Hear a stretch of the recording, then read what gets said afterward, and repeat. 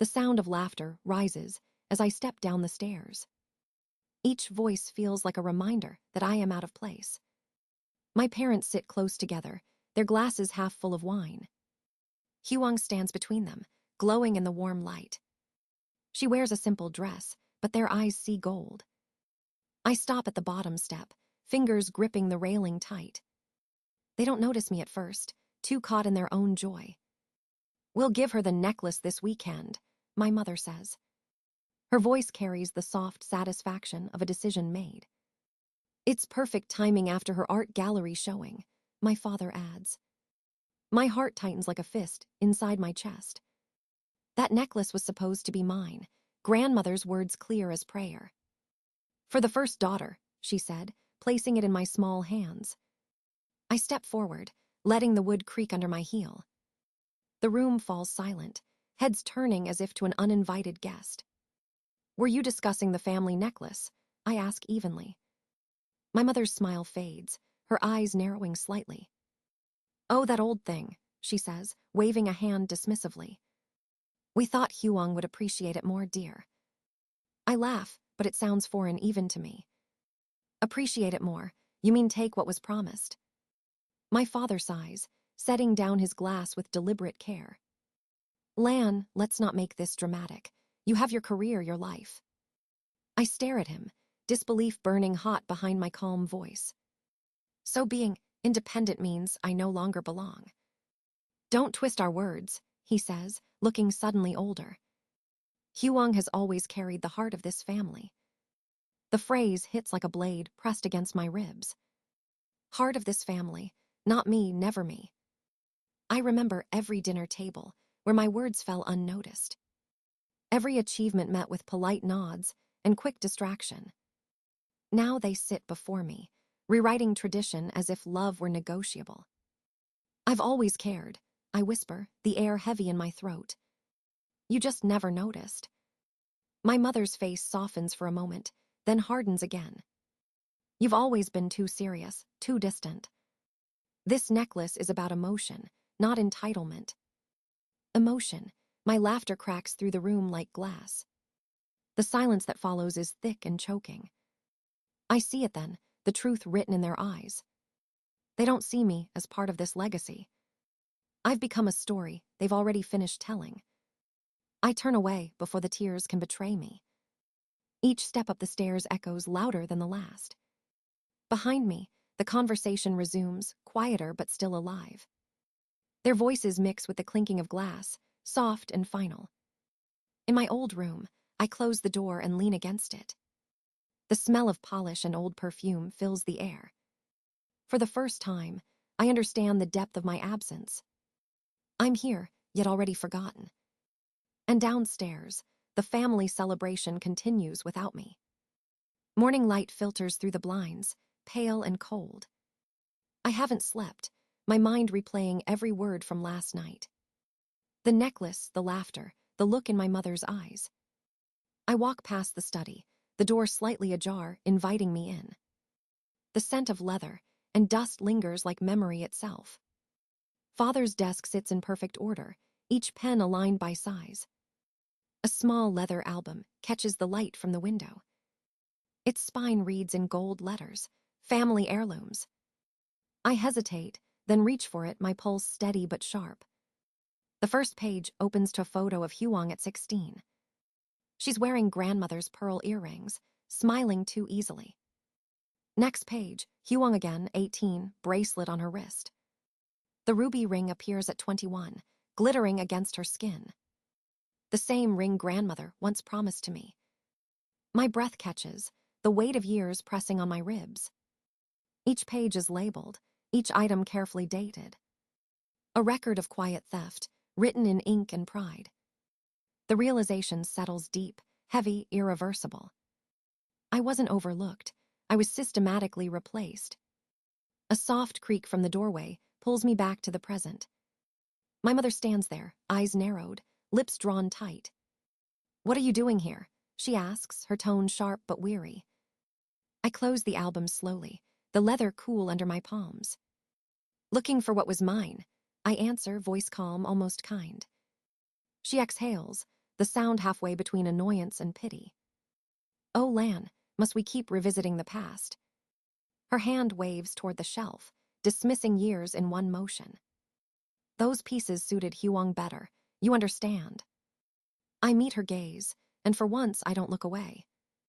I always understand, I say quietly. That's the problem. Her brows tighten, unsure whether it's defiance or confession.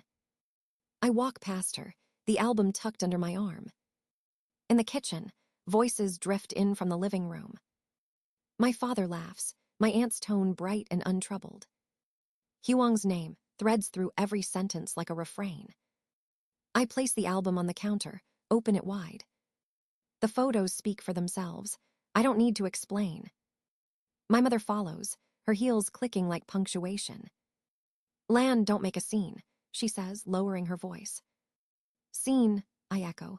I'm just showing our family history. My aunt glances over, curiosity flickering in her eyes. No one speaks, but the silence says enough. I trace the edge of one photograph with my fingertip.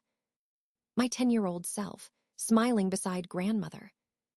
The necklace gleams faintly around my small neck. Proof that once I belonged. Now, it feels like a stranger's memory wearing my face.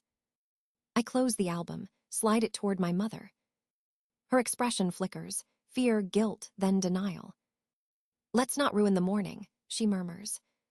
But the morning was ruined long before she woke. I walk away, the echo of my footsteps steady and final. Behind me, the album remains open on the counter. The truth, at last, left where everyone can see it. The afternoon drifts in heavy and silent. I sit by the window, the album beside me, its weight unbearable. Something inside me keeps searching for proof, for reason. In the corner of the shelf, a small white envelope catches my eye. My name written across it in delicate cursive, ink slightly faded. I recognize the handwriting instantly. It's grandmother. My fingers tremble as I open it, breath catching in my throat. Inside, a single sheet of paper folded with precision and care. My dearest Lan, the letter begins, soft and certain. The turquoise necklace belongs to you, my first granddaughter. Her words flow like comfort and judgment all at once. No matter what others may decide, this legacy is yours. I press the paper to my chest, eyes stinging with warmth and grief. Outside, the city hums indifferently, unaware of my revelation. For the first time, I feel both seen and utterly alone. My phone vibrates on the table, breaking the fragile stillness. A notification lights the screen, Huang's new post on social media. The image fills the display, her smiling head tilted in soft light. Around her neck, the necklace gleams in perfect focus. The caption reads, "Honored to carry on our family tradition." The comments roll in, filled with hearts and praise. "You look stunning, just like your grandmother, so proud." Then one comment freezes my scrolling finger mid-motion. "Wasn't this meant for Lan?" Written by an old classmate. I stare at it, the question burning brighter than the photo itself. For a brief second, validation flickers through the ache. Someone else remembered, someone noticed the lie. The phone rings again, and this time it's my mother.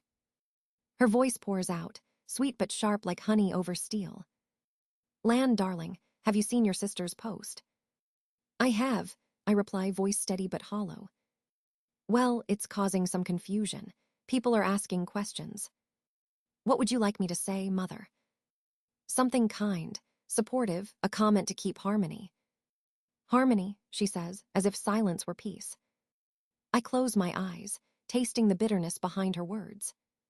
"I'll think about it," I say, ending the call before she can continue. The apartment feels smaller as the evening shadows grow.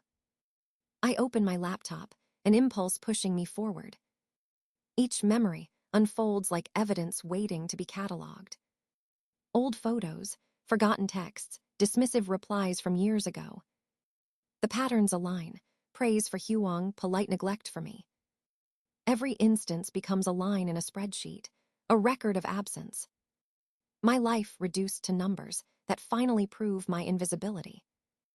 By midnight, I sit surrounded by papers, the air thick with truth. I reread grandmother's letter, the ink glowing under lamplight. Her faith in me feels like a lifeline pulled from the past. But the ache is deeper now, sharper in its clarity. I realize it isn't just about the necklace. It never was. It's about being erased while still standing in the same room. And for the first time, I decide that silence will no longer protect me.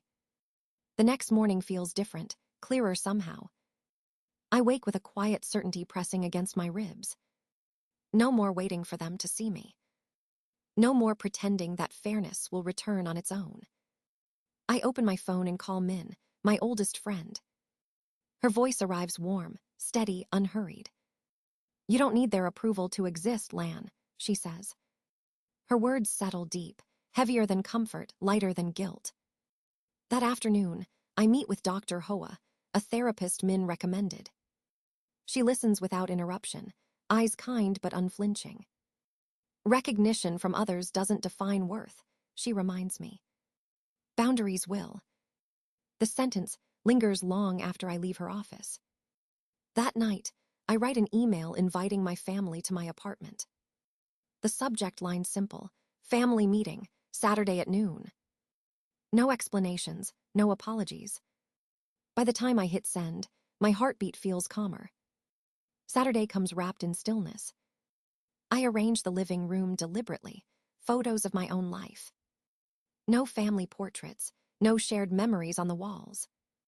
Just me, and the version of myself they never cared to know. The doorbell rings exactly on time. My mother enters first, perfume too sweet, smile too stiff. My father follows, scanning the room as if it were a courtroom. Huang lingers behind them, hands tight around her purse. "This place feels professional," my mother says softly. "Thank you," I reply, voice cool as glass. They sit, I stay standing. The power shift is small but undeniable. My father clears his throat, producing a small velvet box. "We brought you something," he says carefully. Inside lies a silver bracelet, simple, familiar. Grandmother's garden bracelet, not the necklace. "We thought you'd appreciate a token," my mother adds. A token. I place the box aside, open the drawer of my desk. From it, I retrieve the old leather journal, grandmother's handwriting neat and strong. I flip to a page, marked with a faded ribbon. "April 1998, I read aloud. "Today I told Lan the story of our necklace, passed to the firstborn daughter. She promised to keep the tradition when her time comes." My mother's fingers clutch her skirt. Huang looks away, guilt flickering across her face. "This was never yours to give away," I say quietly. My father leans forward, voice trembling between anger and reason. "It's just a piece of jewelry, Lan. Why tear the family apart?"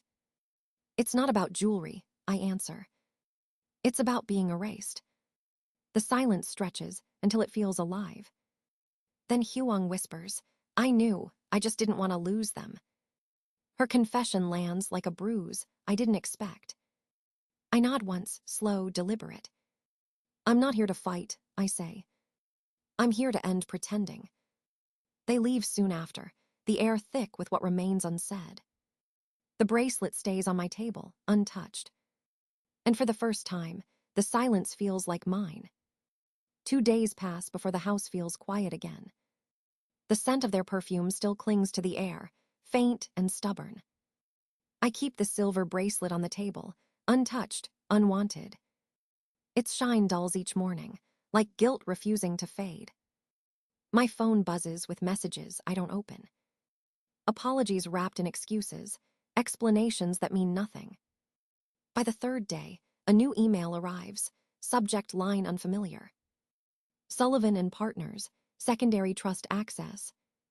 The words blink on the screen, sharp and unreal. My chest tightens as I open it. "In accordance with Mrs. Nguyen's will, a private trust is released on your 30th birthday." I read it twice, then again, the meaning settling slowly. Grandmother had planned for this, quietly, deliberately. She left me something beyond their reach. I sit back, the room spinning with relief and sorrow. Outside, rain begins to fall, tapping softly against the glass. For years, I chased their approval like sunlight through fog. Now, in this dim light, I see everything clearly. Their love had conditions, rules, and quiet punishments. But this letter is unconditional. I close my laptop and let the sound of rain fill the silence. The next morning, news travels through the family faster than truth. Min calls first, her voice half-whispered, half-triumphant. "They're saying your mother asked Huang to return the necklace." I laugh, not out of joy but disbelief. "She refused," Min adds, "but your aunt took your side." The words feel strange, like sympathy arriving too late. I thank her, hang up, and stare at the bracelet again. It looks smaller now, insignificant against the morning light.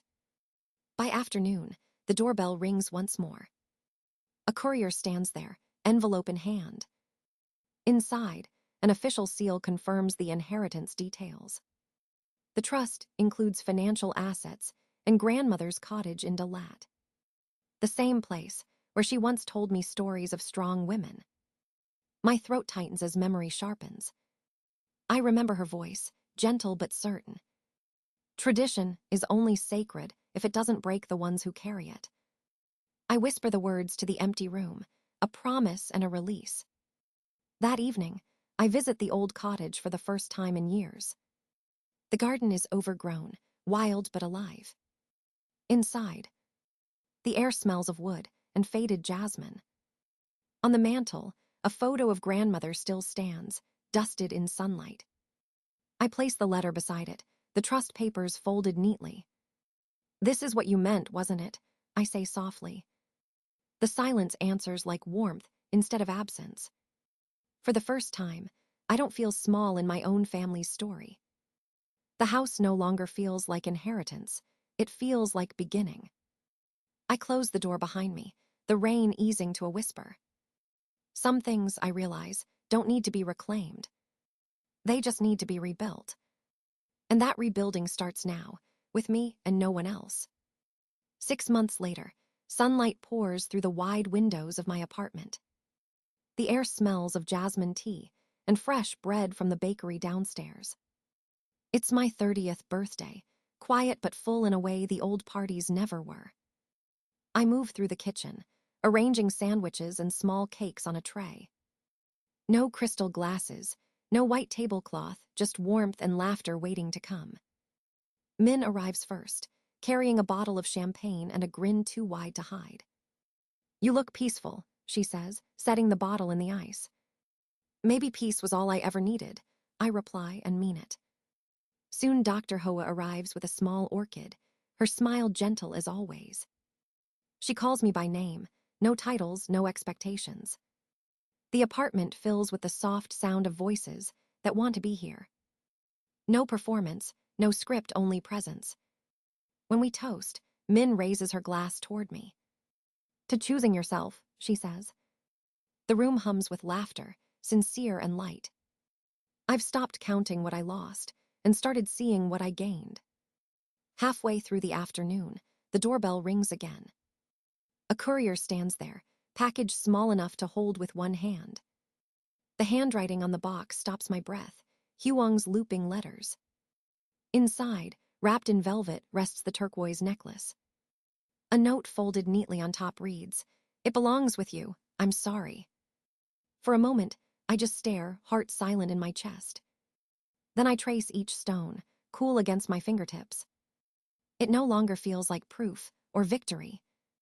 It feels like closure, quiet and complete. I place it in a glass display case, beside my law diploma and a seashell jar. The past, the work, the small joys, all side by side. Dr. Hoa watches, head tilted, curiosity soft in her eyes. "You're not going to wear it?" she asks. "It's part of my history," I say, smiling faintly. "But it doesn't define my future." Later, the sky turns pale gold as evening settles. Min refills our glasses, laughter spilling into the quiet. We talk about travel, new beginnings, and the small ways healing shows. When the last guest leaves, I stand alone by the window. Rain begins again, soft and steady, washing the city clean. The necklace catches a ray of light, scattering blue across the wall. Not a reminder of pain, but a reflection of strength. The next morning, I finalize the paperwork for the Blue Foundation, a program for first-generation students, those who build from nothing. I imagine their faces, young, uncertain, full of hope. Maybe this is the legacy grandmother wanted me to understand. Tradition not as inheritance, but as creation. As the printer hums, I glance once more at the necklace. It shines quietly, no longer asking to be worn. Outside, the rain stops and the world feels lighter. For the first time, I don't look for approval in the mirror. I see only myself, enough, unshaken, and finally free. Morning light spills across the floor, soft and forgiving. The necklace rests in its glass case, quiet as memory. I stand before it, coffee warm in my hands, heart steady. The stones shimmer faintly, alive yet still. They no longer speak of loss, only of survival. In the reflection, I see the woman I've become, whole, unafraid. The house feels filled with something new, something earned. Outside, the world hums with beginnings waiting to unfold. Grandmother's letter lies beside the display, corners worn with touch. Her words echo like a promise. I finally understand. Never doubt your place in this family's history. Now I know that history isn't what we inherit, it's what we create. I take a breath, slow and full, and let it settle deep. The rain has stopped, but the air still smells of renewal. I whisper a quiet thank you to the past for teaching me to let go. Then I turn toward the open door, sunlight spilling through. Some traditions fade, and others are reborn in new hands. Mine will begin here, with kindness, with truth, with choice. And this time, the legacy is entirely my own.